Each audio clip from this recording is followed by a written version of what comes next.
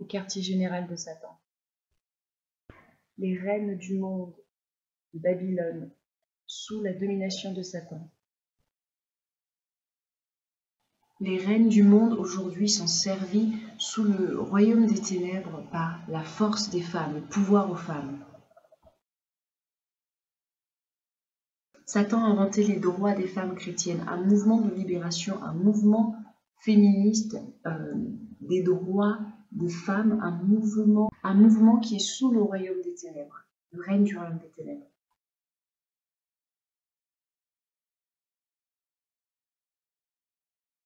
Le trône de Satan dans le monde.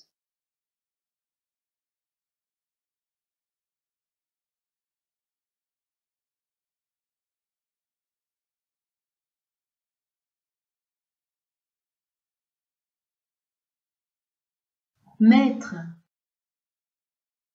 nos espions t'ont fait un rapport au sujet du jeune couple chrétien constitué de Henri et de Julie. Oui. Henri vient juste de demander Julie en mariage.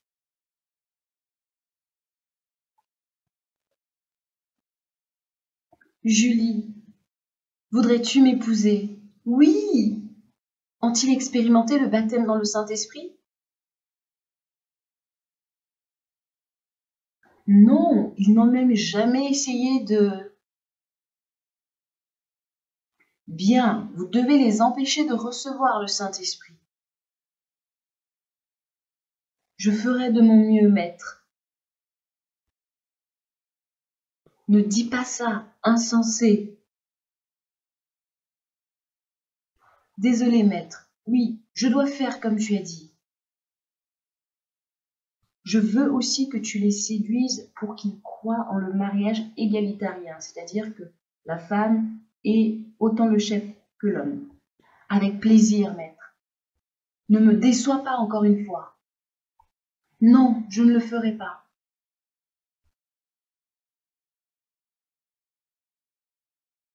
Ha, ha, je détruirai le mariage d'Henri ainsi que sa famille. Quelques années plus tard, Henri et Julie viennent tout juste de se marier. Après leur mariage, ce couple chrétien a décidé de vivre le mariage égalitarien.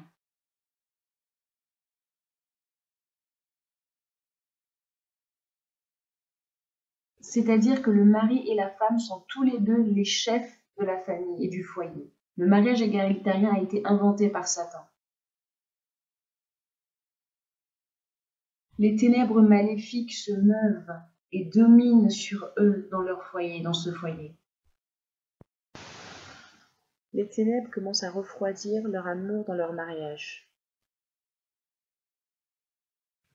Quelques années plus tard, ce couple chrétien voit sa relation se détériorer petit à petit. Durant la grossesse de Julie, Henri et elle ne cessent de se disputer. Les ténèbres sont toujours avec eux.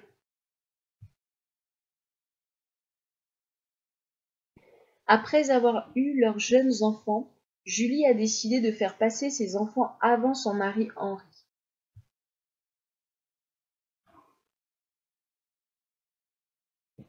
Quelques années plus tard, Julie et Henri se battaient et se disputaient constamment devant leurs enfants, devant leurs jeunes enfants.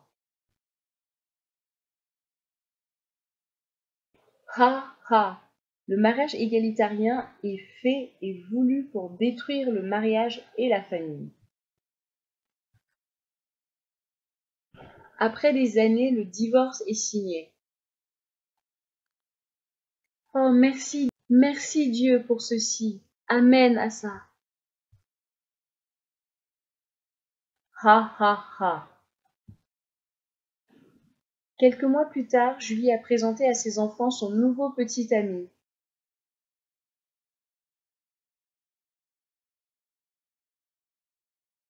Ha ha ha ha.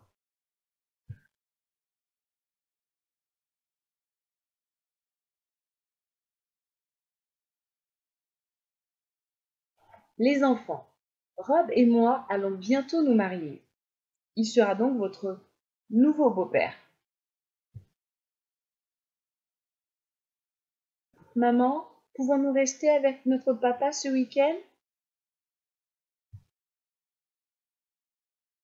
Oui, vous pouvez. Le week-end.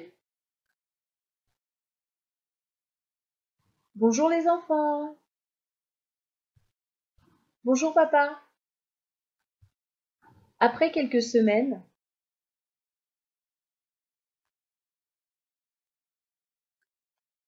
les démons ont incité Henri à se remarier avec une femme chrétienne divorcée, de la même manière que Julie l'a fait. Chez Henri, avec ses enfants, Henri présente sa nouvelle petite amie à ses enfants. Les enfants, Ruth et moi allons bientôt nous marier. Elle sera votre nouvelle belle-mère ou alors amie.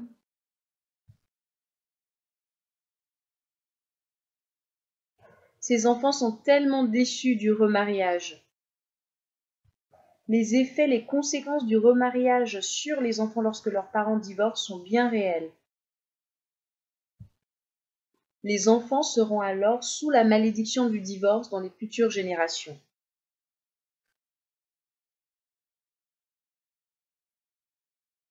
Les conséquences du péché sont naturellement transmises d'une génération à une autre, ainsi qu'à la prochaine génération. Après 10 ans, les enfants d'Henri et de Julie sont maintenant des personnes rebelles, sous la domination des ténèbres. Elle est maintenant une jeune adolescente enceinte alors qu'elle n'est pas mariée et ce jeune homme est recherché par la police. Ils sont maintenant esclaves de Satan et cela à cause du mariage égalitarien. Le pourcentage des naissances chez les jeunes adolescentes chrétiennes a beaucoup augmenté en Occident.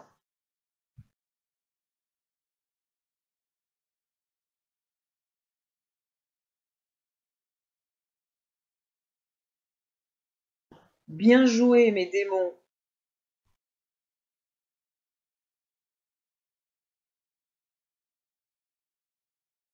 Je vous récompense pour avoir détruit le mariage d'Henri ainsi que sa famille. Ces enfants sont maintenant mes esclaves pour toujours. Ils m'appartiennent. Le pouvoir aux femmes. Les pasteurs, les anciens, les prédicateurs et les chrétiens divorcés et remariés continuent de prêcher l'évangile de Jésus partout dans votre pays. Il y a plusieurs églises chrétiennes qui sont sous la domination du royaume des ténèbres.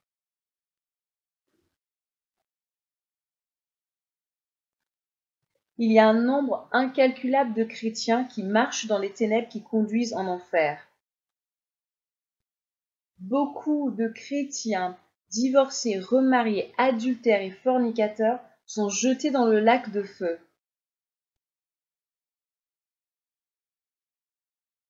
Comment est-ce qu'un couple chrétien peut résister aux influences de Satan ainsi qu'à sa séduction? Repens-toi de tes péchés. Soumets-toi et soumets ta vie à Dieu. Purifie ton cœur d'abord. Aime-le de tout ton cœur, de toute ton âme. Marche dans l'obéissance à ses commandements de manière totale. Ce jeune couple chrétien décide de soumettre leur vie à Dieu de tout leur cœur. Ils décident aussi de s'offrir eux-mêmes à Dieu comme étant ses esclaves. Romains chapitre 6, verset 19. Ce couple chrétien obéissant est rempli de la puissance du Saint-Esprit ainsi que du feu. Le Saint-Esprit les conduit dans toute la vérité dans leur vie. Dieu se révèle à ce couple de diverses manières, en diverses occasions. L'homme comprend qu'il a été oint par Dieu pour être la tête et le chef de la famille. Aucun démon ne peut toucher ni attaquer cette famille chrétienne. Parce que la puissance du Saint-Esprit est à l'intérieur d'eux au travers du mari en tant que la tête. Le feu du Saint-Esprit est présent dans le couple chrétien ainsi que dans leurs enfants. La famille chrétienne dans cette maison est gardée par une armée d'anges de Dieu contre toute force démoniaque, et cela tout le long du jour et tout le long de la nuit. Car il ordonnera à ses anges de te garder dans toutes tes voies. Psaume 91, verset 11. L'amour de Dieu a été répandu dans nos cœurs par le Saint-Esprit qui nous a été donné. Son amour demeure toujours. Psaume 136. Le couple chrétien fête ses 50 ans de mariage. Leurs enfants, petits-enfants et arrière-petits-enfants se sont joints à eux pour la célébration de ce 50e anniversaire. L'amour de Dieu a été répandu dans nos cœurs par le Saint-Esprit qui nous a été donné. Romains chapitre 5, verset 5. Je vous dis la vérité, beaucoup de chrétiens qui ont divorcé, se sont remariés, ne marchaient pas dans le Saint-Esprit d'amour. Leur cœur était endurci et borné.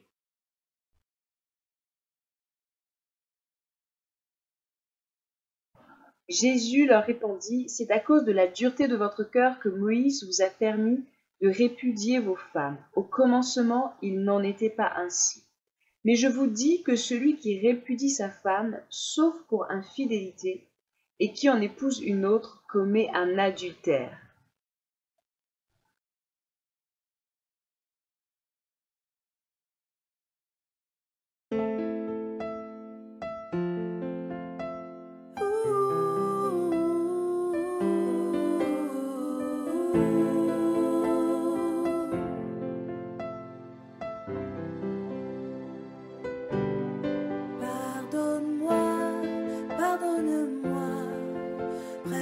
Toi, je veux m'approcher, je t'en prie, regarde-moi. Je sais que je t'ai offensé, pardonne-moi, pardonne-moi. Près de toi, je veux m'approcher, je t'en prie, regarde-moi. Je sais que je t'ai offensé. Je reconnais, je suis en faute. Près de toi, je viens pour m'agenouiller. Je crois en toi, tu es le roi. Je veux promettre amour et fidélité. Aujourd'hui, je te laisse ma main, car aujourd'hui, je veux sceller notre alliance. Aujourd'hui, je te laisse ma main, car aujourd'hui, je veux sceller notre alliance. Pardonne-moi, pardonne-moi. Près de toi, je veux m'approcher. Je t'en prie, regarde-moi. Je sais que je t'ai offensé. Pardonne-moi, pardonne-moi. Près de toi, je veux m'approcher. Je t'en prie, regarde-moi. Je sais que je t'ai offensé. Je reconnais, je suis en faute. Près de toi, je viens pour m'agenouiller. Je crois en toi, tu es le roi. Je veux promettre amour et fidélité. Je reconnais, je suis en faute. Près de toi, je viens pour m'agenouiller. Je crois en toi, tu es mon roi. Je veux promettre amour et fidélité. Aujourd'hui, je te laisse ma main, car aujourd'hui, je veux sceller notre alliance. Aujourd'hui, je te laisse ma main, car aujourd'hui, je veux sceller cette alliance. Aujourd'hui, je te laisse ma main, car aujourd'hui, je veux sceller notre alliance. Aujourd'hui,